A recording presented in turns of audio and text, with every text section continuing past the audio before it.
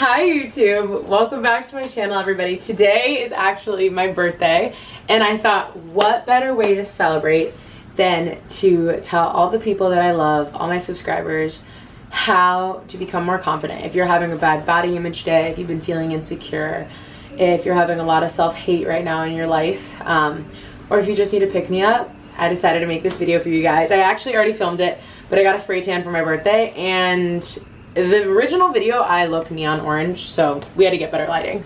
Basically, if you don't know, I gave a TED talk. It's called Reshape Your Mind, Not Your Body, and I really dove into my experience with learning to value myself by more than my physical appearance. You can always check that down below, link down below. But I thought I'd give you guys some initial, like the shortest shortened version of that TED talk. If you're having a bad mental headspace day with your body image, these are just 5 quick tips to like really change your day around, change your week around, and hopefully eventually get you to that place where you're feeling better about yourself and you have a better relationship with yourself. Here's my little list for you guys. So, to start it off, my first tip is this. I think one of the biggest misconceptions about learning to like have a better relationship with yourself is that if you're going from a place where you have a lot of self-hate right now, the thought of going to just self-love is too extreme and it doesn't seem realistic. It doesn't seem approachable at all. I think what really helped me is when I realized it's not going to be this jump. It's going to be that my baseline is shifting. So you're not trying to right now get yourself from, oh, I'm having the worst day, all of a sudden I just feel great and I love myself. That's unrealistic. You're trying to change your baseline. So if you're in a place where you're like, I am not feeling good about myself, you want to get to here. This is self-love, this is self-hate.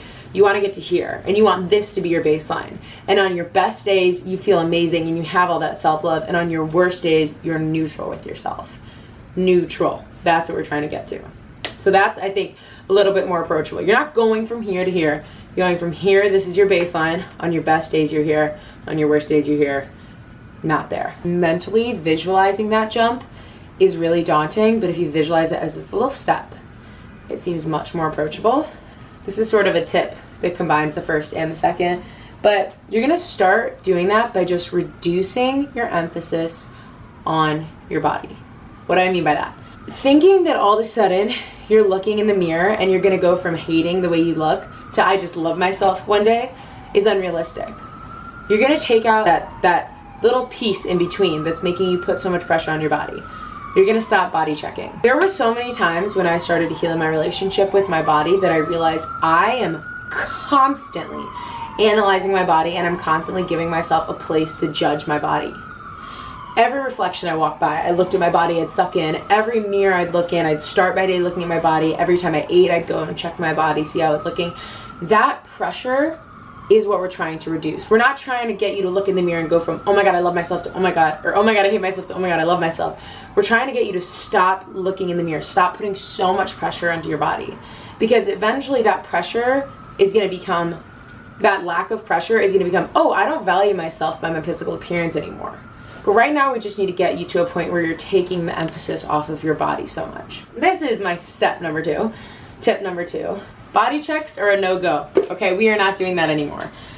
The first step of really getting yourself to a healthier baseline for your relationship with your body is by taking away the buzz, just the constant need to think about what your body looks like, by reducing the amount you're focusing on it, reducing the amount you're seeing it, reducing everything. Not in a way that signifies, hey, I don't want to see my body, in a way that signifies, if I'm not gonna send my body good things, then I'm not gonna look at my body right now. If I have nothing nice to say, I'm not gonna say anything at all.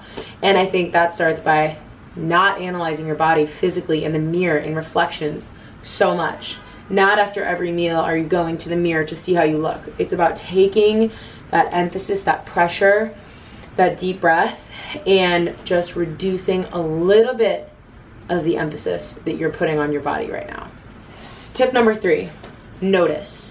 Notice how you feel in those moments of panic. For me, at least, when I would eat something, I would kind of spiral. I'd be like, oh my God, I wonder what my body's gonna look like. I wonder how it's gonna affect my body. I'd go to the mirror and oh my God, the most freeing feeling in the world is when I and you, like, instead of going down that spiral, I looked at it from a bird's eye view. It was like, I'm having a panic moment right now, and I'm not in a place where I am gonna all of a sudden be like, oh, I feel great about my body if I'm having a bad panic moment. But what I am gonna do is I'm gonna take care of that emotion. So at first I was going down the spiral. In my worst of my worst, I was going down the spiral, I was panicking. When I started to get better, I started to look at my emotion from a bird's eye view. When I started to panic, I'd acknowledge it. I'd be like, oh my God, I'm panicking right now. And instead of being like, oh, I'm gonna stop panicking because I deserve self-love, because that's not how I felt at the time. I was in a really bad place. I was like, I'm gonna go take care of my panic. And this is how I know how. I know I need to take some deep breaths. I know I need to go shower, take a bath, something to like make me feel differently, go on a walk, call someone. I need to get myself out of this panic.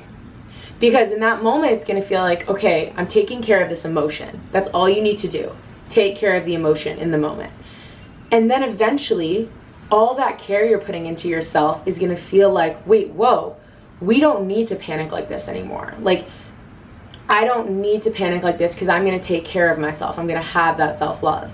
And eventually it becomes this like proactive thing that instead of panicking, I'm gonna call someone. And then your body interprets that as, oh my God, she's taking care of us. Like, she's showing us love.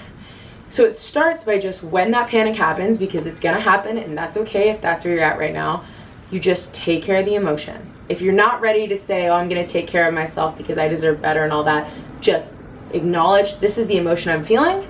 What do we do when we have an emotion? We take care of it, and eventually one day that is gonna translate into you proactively taking care of yourself instead of spiraling. And that's when you start to find that self-love. This, number 4, is probably one of the most obvious and neglected, ironically, things that you should take note of. Take note of the way that the people around you talk about their body and others' bodies. Oh my God, I cannot express this enough, because yes, being insecure was about my own relationship with myself and not feeling good with myself. But knowing that I had people in my life at the time, I was in a very toxic relationship, and hearing the way that that person talked, not about my body, but about other people's bodies, made me feel like, whoa, if I want to be with this person, I need to reach these standards that they're setting. And if you're already in a vulnerable place, it's very easy to absorb someone else's judgments.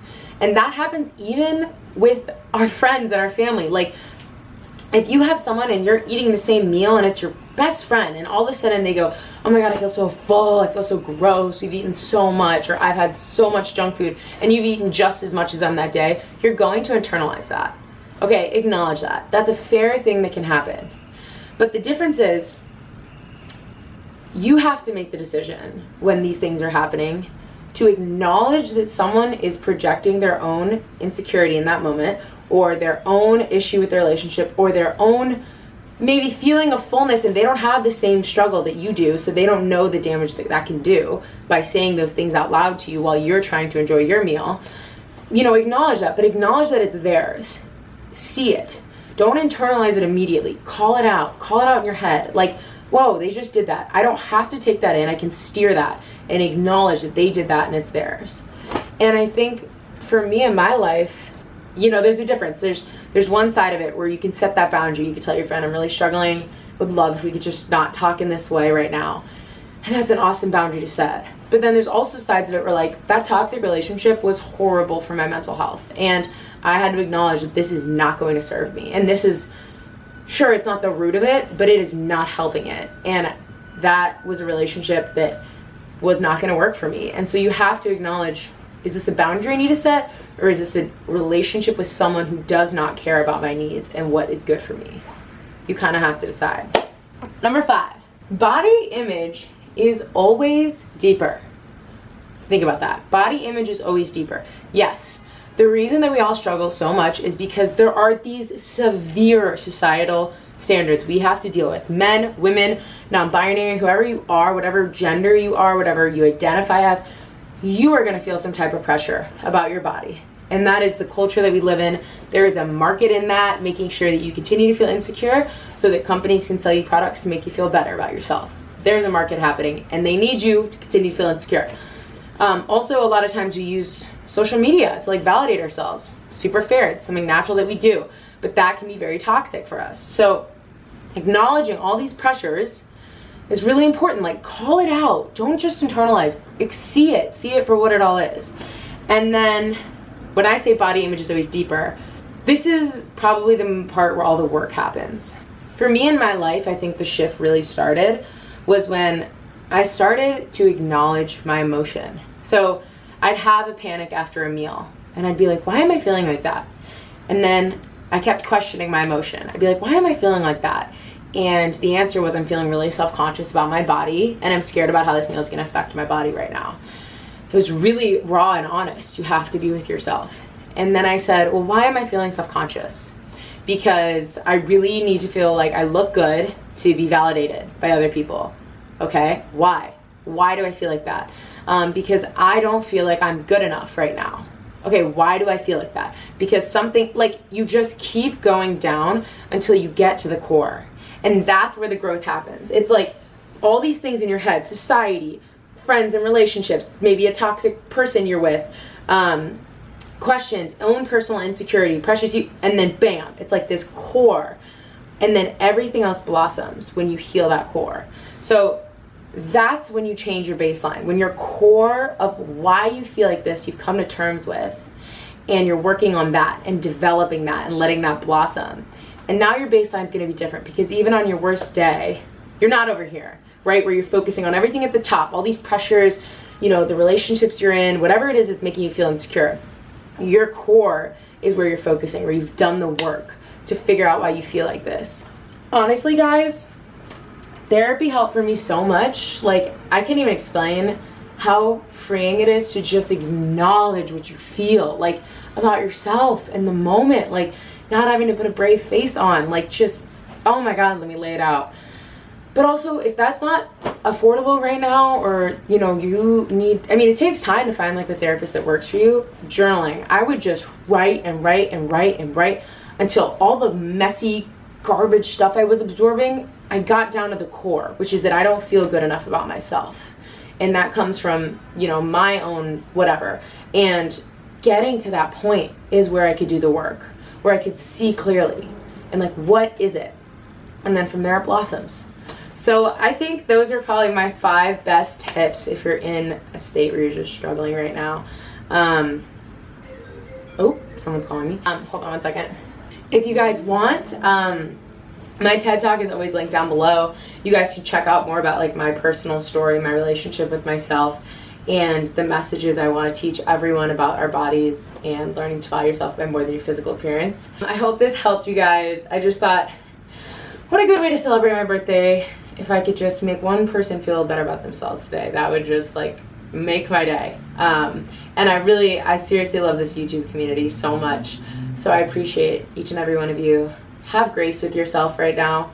Have so much grace with yourself right now. Things are gonna get better, and you have to believe that, and you have to want that for yourself. And I guess that's it. I love you guys so much. And as always, don't forget to go do something brave today. Love you guys, and I'll see you in the next one. Bye. Also, quick special shout out, forgot to mention it. If you're one of my friends and you've helped me celebrate my birthday today, I love you so much. You're amazing, and it means the world. Okay, love you.